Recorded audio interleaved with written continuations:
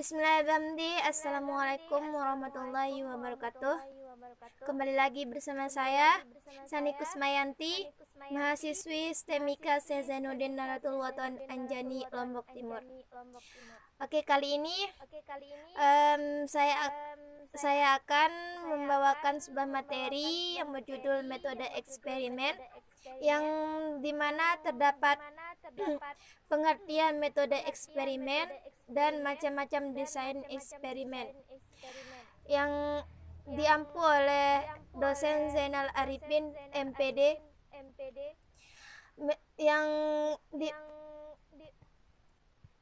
yang pertama yaitu mengenai definisi metode eksperimen,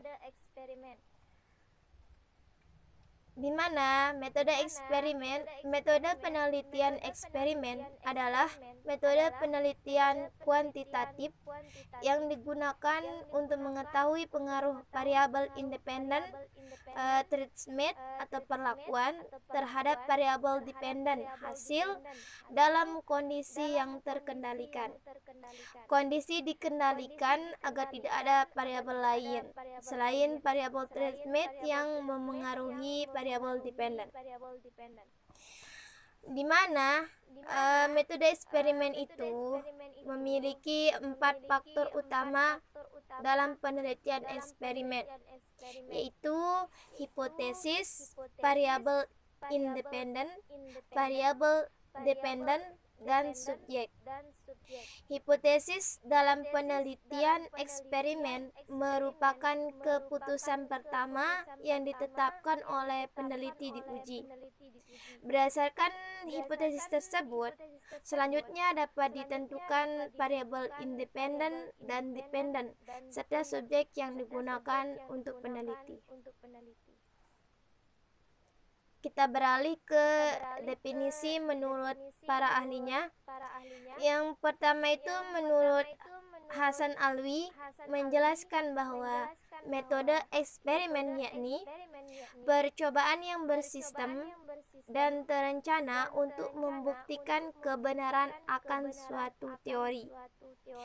Yang kedua yaitu menurut Mulyani Sumantri dan Johar Permana menjelaskan bahwa metode eksperimen atau percobaan adalah suatu cara belajar mengajar di mana siswa aktif mengalami dan membuktikan secara langsung proses serta hasil dari percobaan itu.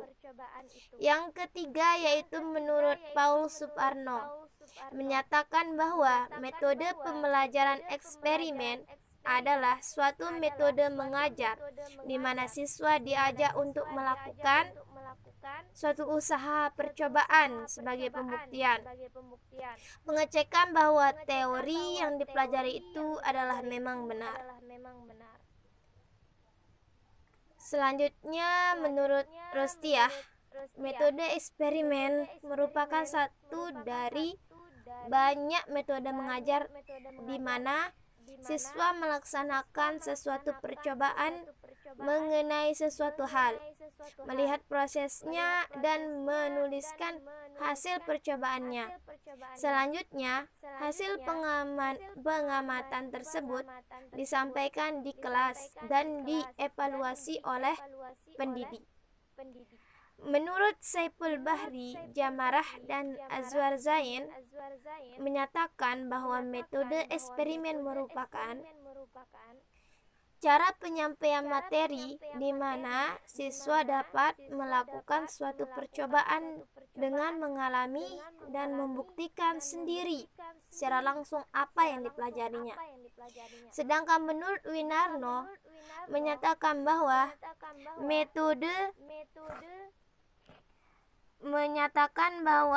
metode eksperimen merupakan kegiatan guru atau peserta didik untuk melakukan sesuatu percobaan, kemudian mengamati proses dan hasil dari percobaannya. Ada juga menurut Saiful Bari Jamarah sendiri, yaitu metode eksperimen, merupakan metode yang memberikan kesempatan kepada siswa perorangan atau kelompok untuk berlatih melakukan suatu proses maupun percobaan. Melalui metode ini, siswa diharapkan sepenuhnya terlibat melakukan eksperimen, menemukan fakta, mengumpulkan data, mengendalikan variabel, serta memecahkan masalah yang dihadapinya secara nyata. Sedangkan metode penelitian eksperimen tersebut termasuk dalam metode penelitian yang kuantitatif. Frankel dan Wallen menyatakan bahwa eksperimen berarti mencoba, mencari, dan mengkonfirmasi. Sedangkan untuk Gordon L. Pater menyatakan bahwa hubungan kausal atau sebab akibat adalah inti dari penelitian eksperimen. Hubungan kausal adalah hubungan sebab akibat. Hal ini berarti bila variabel independen diubah-ubah nilainya, maka akan berubah nilai dependennya. Misalkan bila nilai insentif dinaik turunkan, maka akan berubah nilai kinerja pegawai. Crowell menyatakan bahwa pengertian metode penelitian eksperimen digunakan apabila peneliti ingin mengetahui pengaruh sebab akibat antara variabel independen dan dependen itu. Hal ini berarti peneliti harus dapat mengontrol sendiri semua variabel yang akan memengaruhi outcome kecuali variabel independen telah ditetapkan. Untuk menjelaskan dari kesimpulan pengertiannya, metode eksperimen itu sebenarnya metode penelitian kuantitatif yang digunakan untuk mengetahui pengaruh variabel independen terhadap variabel dependen dalam kondisi yang terkendalikan.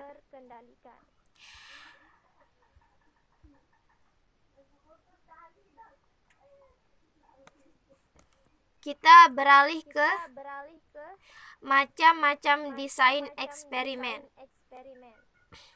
Di sini ada beberapa bentuk desain eksperimen yang dapat digunakan dalam penelitian, baik untuk skripsi, tesis maupun disertasi.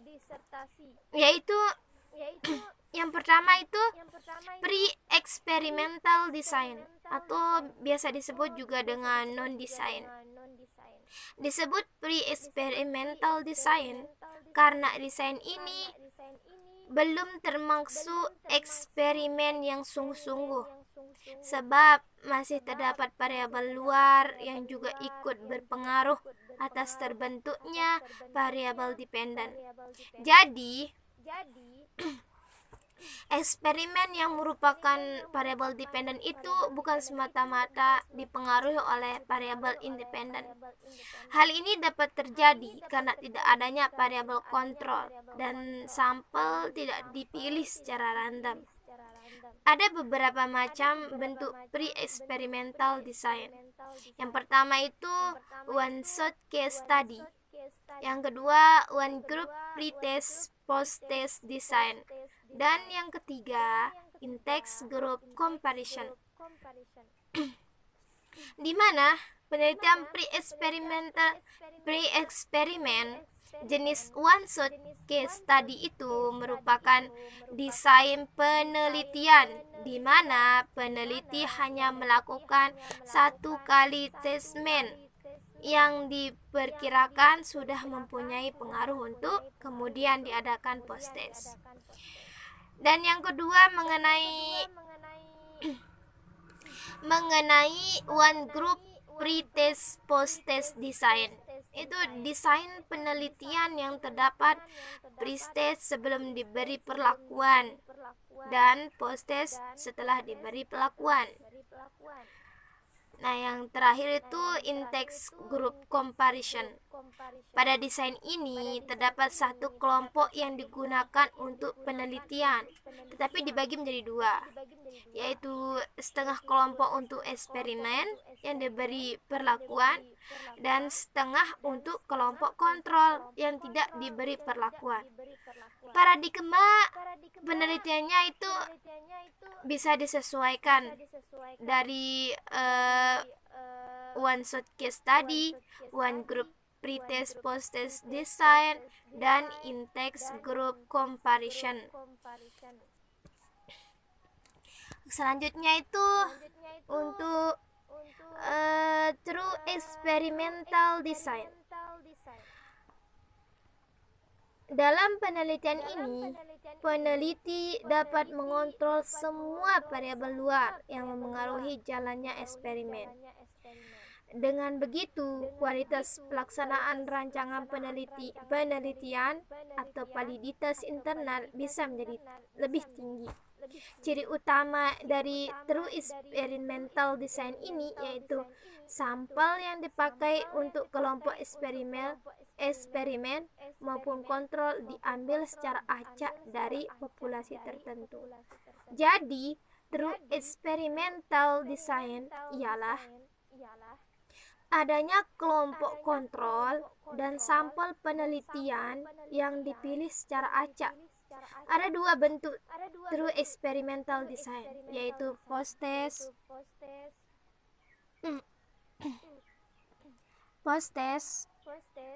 only control design.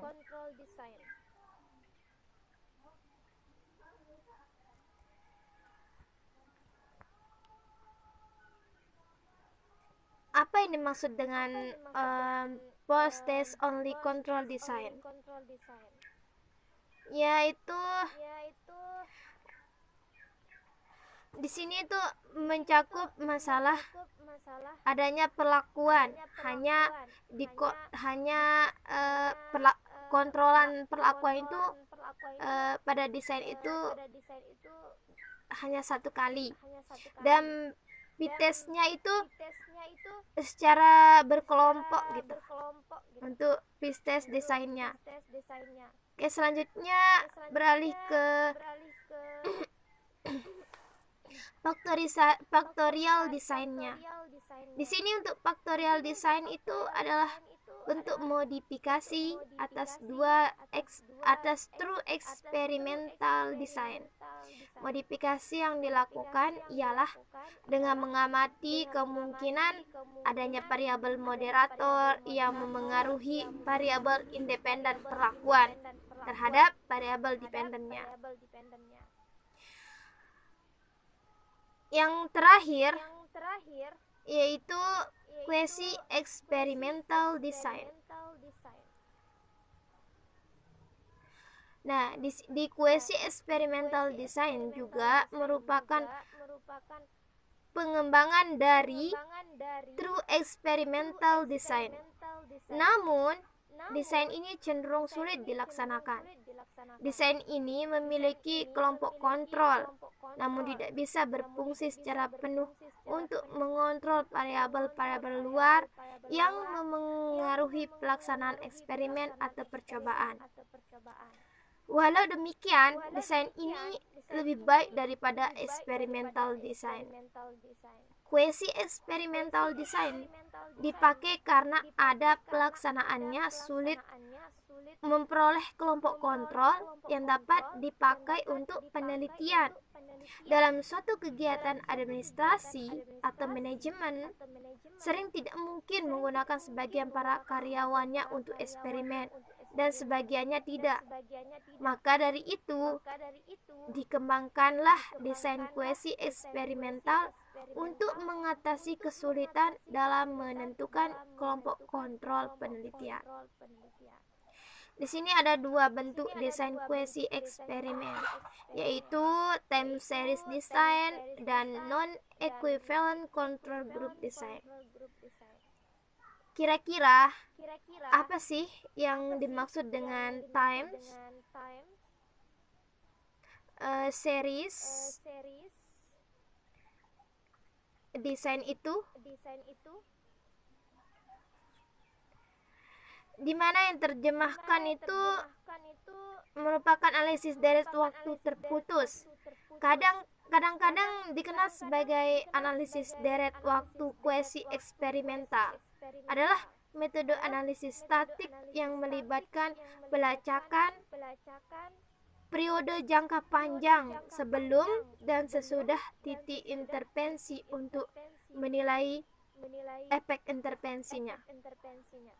Yang kedua itu mengenai non-equivalent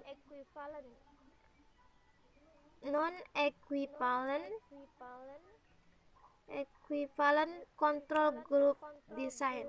Itu apa sih? Jadi hampir sama ya sama pretest dan post-test desain tersebut yang di atas tadi kan. Kita kembali dulu ke atas mengenai yang di bagian pre-experimental design ini. Karena kan untuk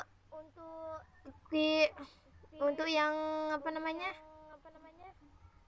untuk yang kuesi eksperimental design ini kan merupakan pengembangan dari true experimental design. Makanya kadang bagian dari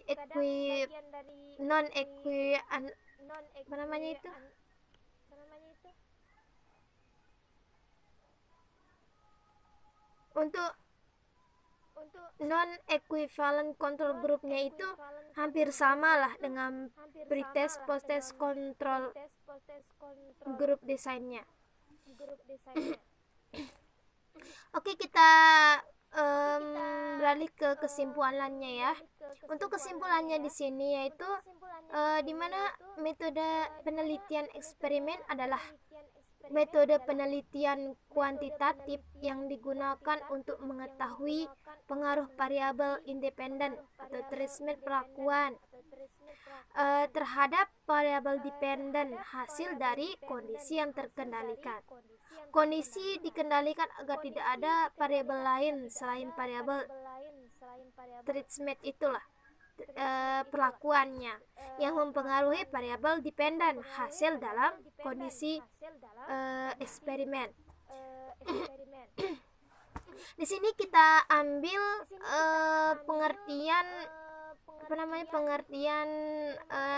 penelitian eksperimen itu dari Mulyani, Sumatri dan Johar Permana. Itu menjelaskan itu metode eksperimen atau percobaan adalah suatu cara belajar mengajar di mana siswa aktif mengalami dan membuktikan secara langsung proses serta hasil dari percobaan itu. Dan juga kan tadi udah dijelaskan macam-macam desain eksperimen itu ada 4. Yang pertama pre-experimental design, yang kedua true experimental design, dan juga factorial design serta quasi experimental design. Nah, itulah kesimpulannya. Cukup ini materi kali ini untuk metode eksperimen. Jadi untuk kurang dan lebihnya mohon dimaafkan. Thanks for your attention. Assalamualaikum warahmatullahi wabarakatuh.